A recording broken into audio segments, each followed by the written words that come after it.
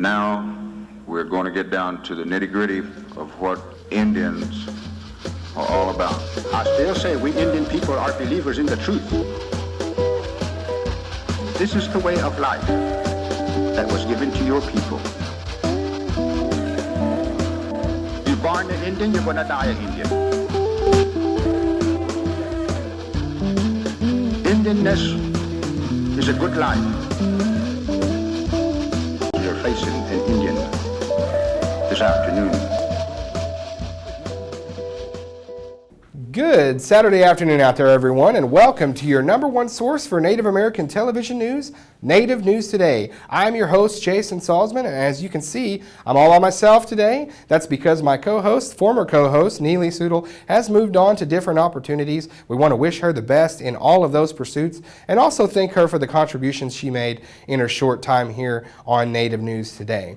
Getting right down to business, though, our viewers in the Tulsa area, we want to apologize. Last week, you saw a rerun, and being the only Native American weekly program in Oklahoma, we take pride in having a fresh show each Saturday, so we want to apologize for that. It was an error on the part of CWKO-TV, which is charged with putting out our show, so they have accepted their responsibility in that error and have made it right with us. So we want to thank them for that and their diligence there, but we also want to tell you all at home that you have a chance now to rehash the episode that you lost. We're going to go over some of those things. The good thing is, for you folks in Oklahoma City, you're going to get an added bonus. This week, we'll be joined by Stephen Woods from the Red Fork Native American Film Festival. He's going to be in studio, and he'll be with us right after this first break. Don't go anywhere.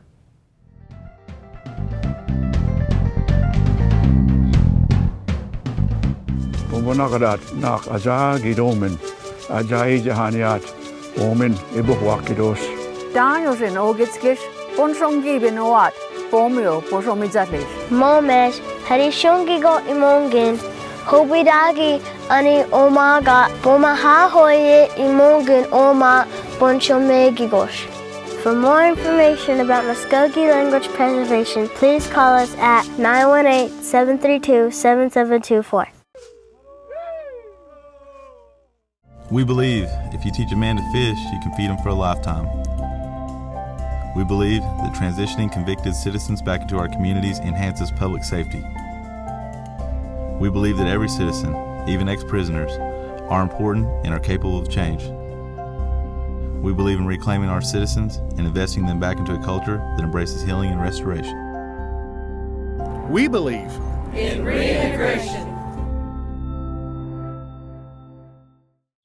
Looking for your next 18-hole adventure? Then take a look at Fountainhead Creek Golf Club. Nestled in the beautiful confines of Lake Eufaula State Park, large sloping greens and well-placed bunkers characterize the Muskogee Creek Nation's Floyd Farley designed course and offers a fine test of skill for any golfer. Stay up on all the latest gear and equipment with a visit to our pro shop. Have lunch at the Turn at the Clubhouse Grill. We're waiting to accommodate you at Fountainhead Creek. Give us a call at 918-689-3209 or visit fountainheadgolf.com to book your next round. Fountainhead Creek Golf Club, close to home, far from ordinary.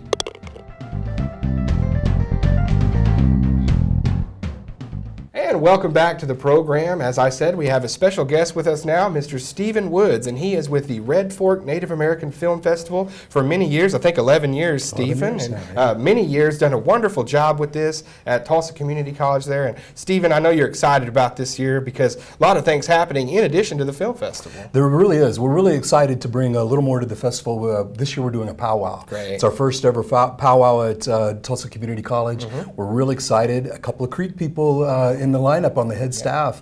Robert Kroles is our head singer. Great. And we're really pleased to be honoring Charlie Harjo. He's been a mentor and a real contributor to the program over the years. Right, so. and it's kind of getting into powwow season a little bit, so people are excited to come out. I know you guys are expecting a big crowd because this has been something, like you said, anytime you do something for 11 years, it creates quite a following. I know you guys are excited to see it. We are excited, and this is the first year we've done it in the spring. Mm-hmm. In the past, we've always done it the third week of October, but we wanted to move it to the spring to add the powwow with it, to keep the festival going.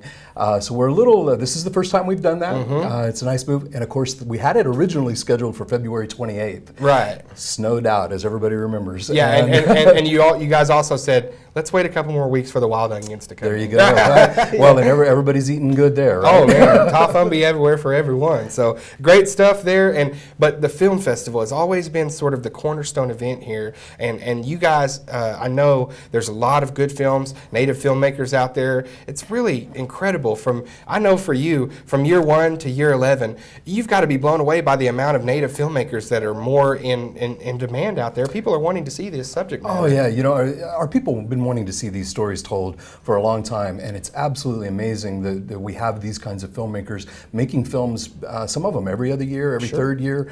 Of course, we've got Sterling Harjo's This May Be the Last Time. Sterling's he's an A-list filmmaker in anybody's book, but we've also got Mark Williams, who, in some ways, we like to say we discovered him.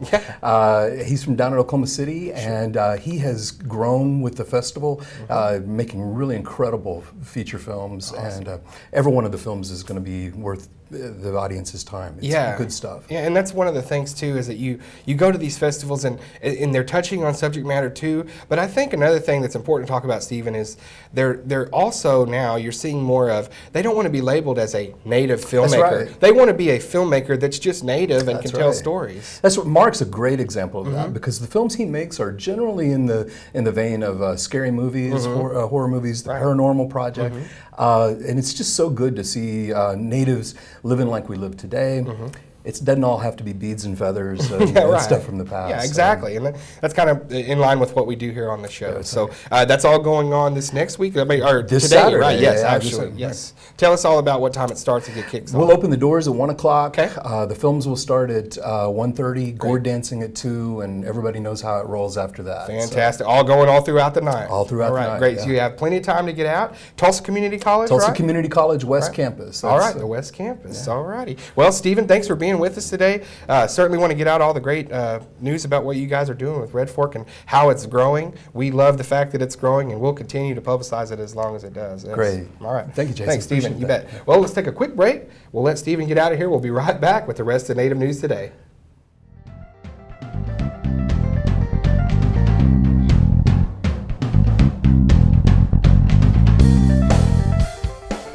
I pledge to embrace and educate offenders in an effort to stop their abuse. I pledge to all women to love them, protect them, and teach them that violence does not belong in our communities and is not our tradition. I pledge to take full responsibility for myself and the women and children of the Muskogee Nation. I pledge to work courageously and audibly to fulfill this pledge for the rest of my life.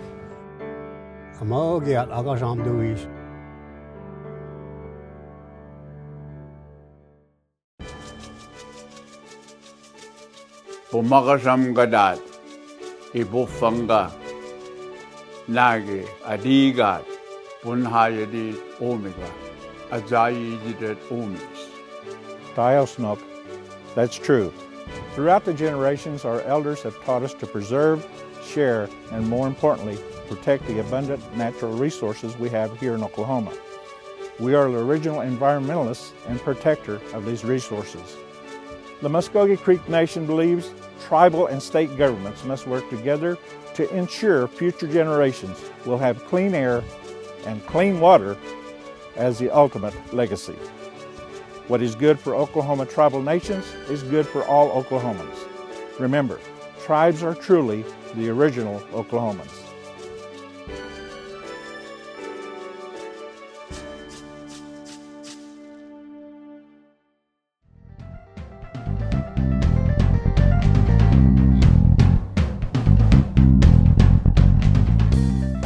And welcome back to the program. I want to thank Stephen Woods again being with us from the Red Fork Native American Film Festival. Hey, Tulsa Community College West Campus, still got plenty of time to get out there, enjoy all the festivities this weekend. Moving on, our first feature of this week takes us to Broken Arrow as we pay homage to one of our greatest Creek War veterans, Mr. Ernest Childers. He is the namesake of the middle school there in Broken Arrow. We went up there for a special ceremony marking a new dedication of some of the new things that they've done at the school. They have a new building building. They have a new tribute area for Mr. Childers. You know, we talk about all the great service of our Creek veterans, and so many out there, so many, there's too many to name, but Ernest is the only Creek citizen to ever be awarded the Congressional Medal of Honor for his military exploits. So what a great story this was, and it was a great opportunity for us to go up and see this school not only honor this man, but for us as a program to honor this great Creek veteran as well.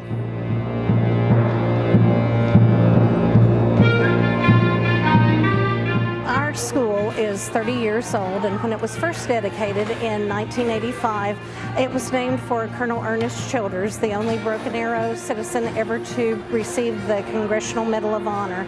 And then last year, we kind of refurbished and changed some spaces. We built some new spaces and built a new memorial space to honor Colonel Childers. Our original one that was built 30 years ago had begun to kind of look a little dated and faded, and so we were able to upgrade and update that space, and we have a beautiful new space that really pays tribute to Colonel Childers' military career, to his very proud affiliation with the Muskogee Creek Nation, and then a special section that really explains the events in World War II that led to his receiving the Medal of Honor.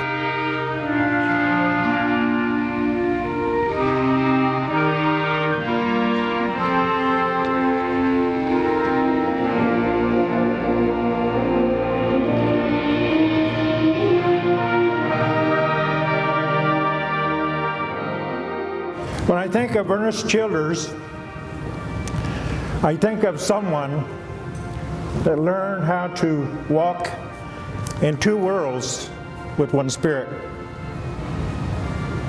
One world asked him to maintain and continue to carry on the traditions and cultures that's been handed down through the generations by the Muskogee people. Another world asked him to assimilate in what the major society had to offer. It is said by our elders, we refer to them as our old ones, but we say that with respect, that their vision was that one day that we could all share in the abilities to work together, to go to school together, and to be as one. And I truly believe that Ernest Childers knew that in his heart. And our elders used to say what we do as a race of people, regardless of what race we may come from, that if we do it from the heart, it always seems to work out. I was so blessed that in the early days of being principal here, when Colonel Childers' health still allowed him to come to the school, he took great pride in coming out and speaking to student groups, in signing every student's yearbook at the end of the year. And now that he has passed and is no longer with us, we want to try to keep that spirit alive. You know, every year he used to send every one of our students a pen to start the school year with. He wanted to buy their first pen that they were going to use on assignments. And, you know, his enthusiasm about schooling, about education, about how education could make a difference in letting young men and women achieve their dreams, we want to keep that, that spirit that he had alive in our students. And we want to continue to teach his story to them and let them be inspired by that. And I want to thank everybody out there at Ernest Childers Middle School for having us. What a great story. And as an added bonus, we had our newest member of the Native News team, Miss Devaney Luxinger. She accompanied me on that, did a great job there shooting that story with me, and also went with me for our next story to Beggs, Oklahoma, the Muskogee Creek Nation Youth Coalition Council, also the Muskogee Creek Nation Division of Health, working together with, I believe, also the Muskogee Creek Nation Language Program, all of them coming together for a spring break event that's sort of become an annual, thing that everyone looks forward to, the spring celebration. They bring kids in from all these different schools that have the week out of school where they're looking to do something fun. They have games for them. They have info on all kinds of our Creek services. They've got prizes, all kinds of things going on at Spring Celebration. I got to put in there, they had food too. That's awesome. So it's really a good time. We talked with some great people that make these kind of events happen. It's actually a big collaboration of some of the youth services with the Muskogee Creek Nation. Of course, yes, the Department of Health is involved. Miss Natalie Barnett has helped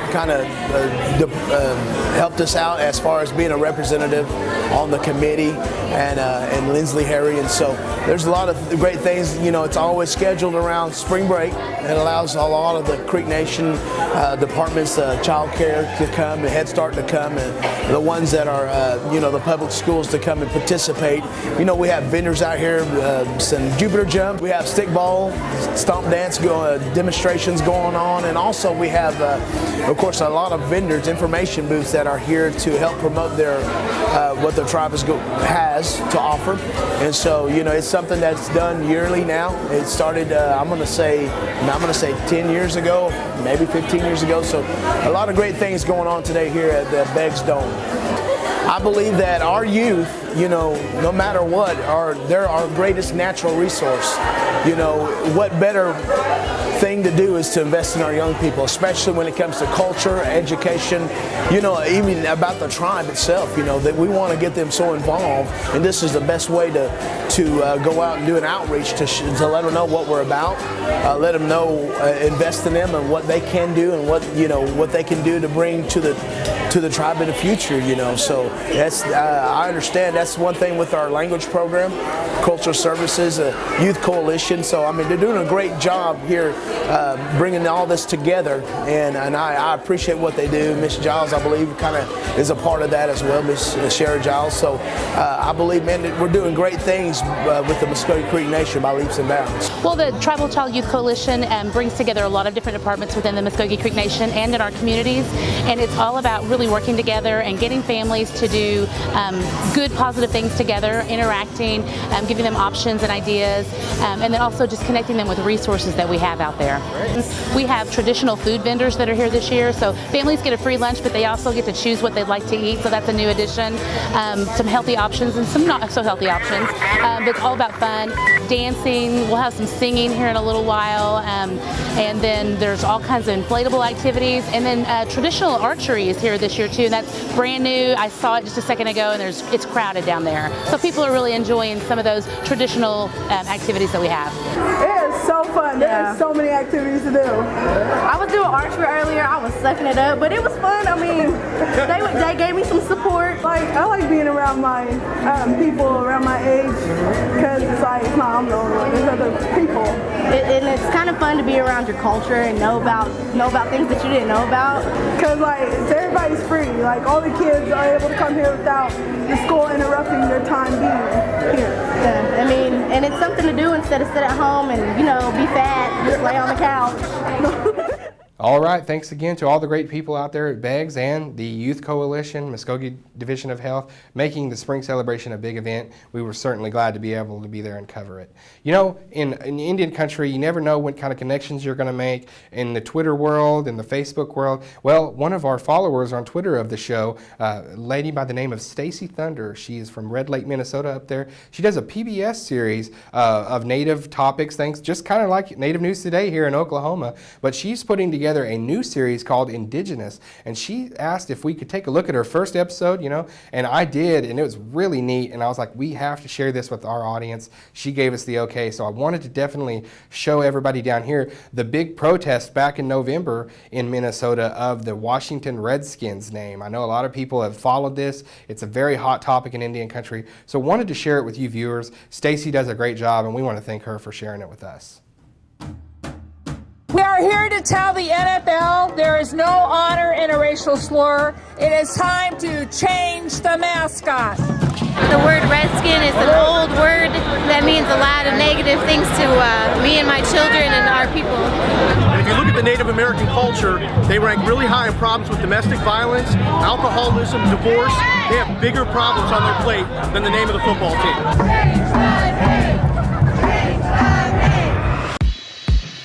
My goal in life is to share our stories, to entertain and educate the world about who we are. I am a father. A mother. I am indigenous. I am insanely dedicated. I am indigenous. I'm indestructible. I am international. And I'm indigenous. I am indigenous. I am indigenous. Indigenous. Indigenous. Indigenous. Yeah.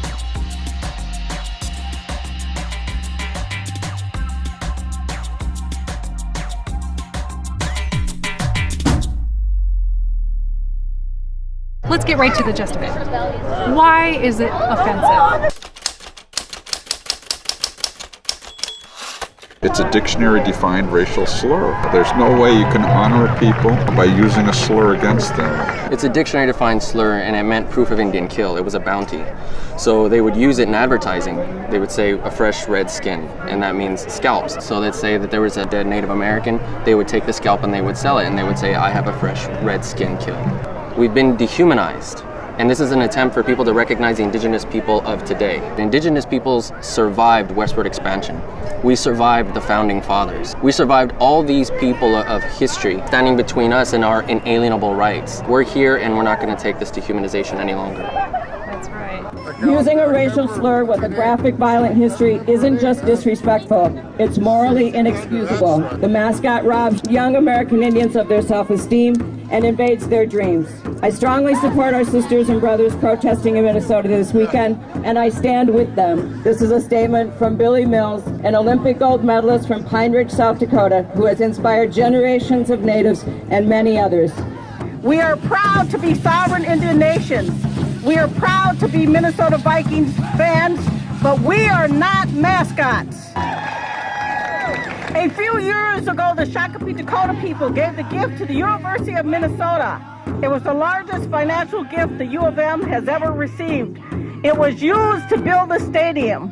Later today, inside those walls, the most degrading word for Native people in the English language will be used over and over and over again. But I can promise you this. Here in Minnesota, in the heart of Indian country, in the land of the 11 sovereign Indian nations, this word will not be celebrated inside and not be tolerated outside. But not everyone agrees or understands the importance of this issue. They're a franchise in a private business. The Redskins have made a choice to go down that road and stay the Redskins. They should respect that. And really, the Redskins, I mean, it's about bravery. It's been a symbol for 80 years. Did you know that word was used to describe Native people or their scalps as proof of their kill? It may mean that to them. It doesn't mean that to us. No, we buy this jersey because it's part of the NFL. Just because someone comes up to you and they say, I approve of the use of it, I don't mind, that doesn't change the definition. Just because you approve of a racial slur doesn't make it any less of a racial slur. Suicide is the second leading cause of death for Native Americans ages 15 to 34. There is empirical, demonstrable proof of the detriments of mascots on those kids. So what we are doing is fighting for the health and well-being of our kids. What does the Washington team name mean to you? I think it's offensive because I don't really think they know what the word redskin means. And maybe if they knew what the word redskin means, they would try to change it. Tell people, what does it mean? It's like when people would scalp the natives, like the blood on the scalp that they had, that'd be like the redskin. But we're not red, we're brown. How is it going to honor us? The people that support it as football fans, I don't think it's a big enough game. I don't think it's a big enough thing in life that you can't look past it. Our campaign for respect will defeat the NFL's racism, and a movement for decency will triumph with the power of the people. Well, I think it's the most degrading name in sports history, the most horrific, and I'm just happy to be a part of this coalition. Being a role model, being an Olympian and a former hockey player, you know, an athlete, you have to step up, and I think this is one of the areas that we need to address as Indian people.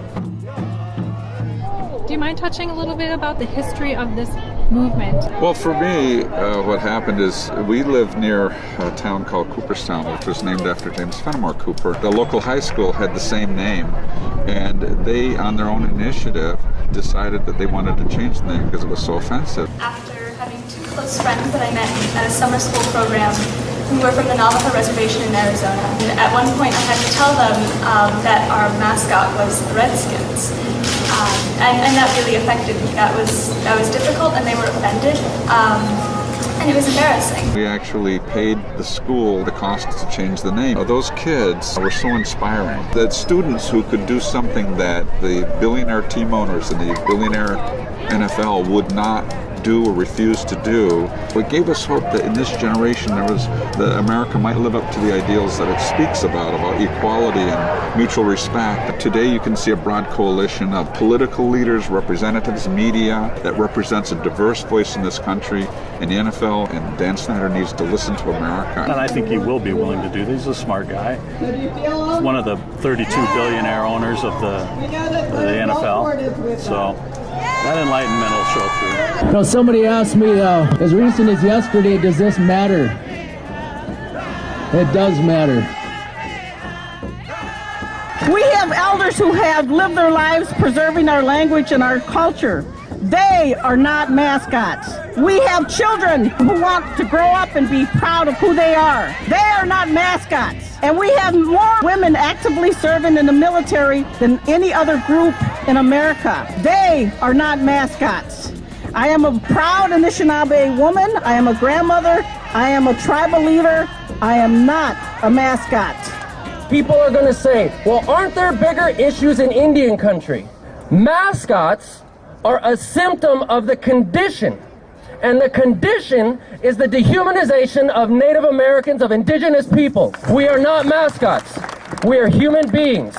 We're citizens. We may be your doctor, your lawyer, your professor, your neighbor.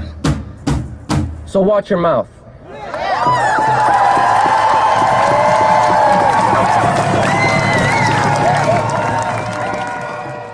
Next on Indigenous with Stacey Thunder. And there are Billy Mills of the United States is in there, a man no one expects to win this particular event. Billy Mills, pouring on the steam. Billy Mills is really putting it on.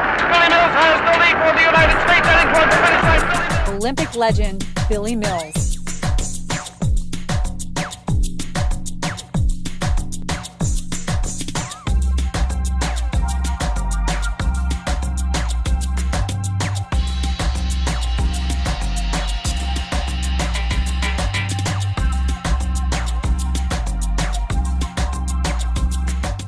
Okay, that'll wrap up another episode of Native News Today. I want to thank you for being with us out there, folks. A couple news items I wanted to pass on to look forward to this next week.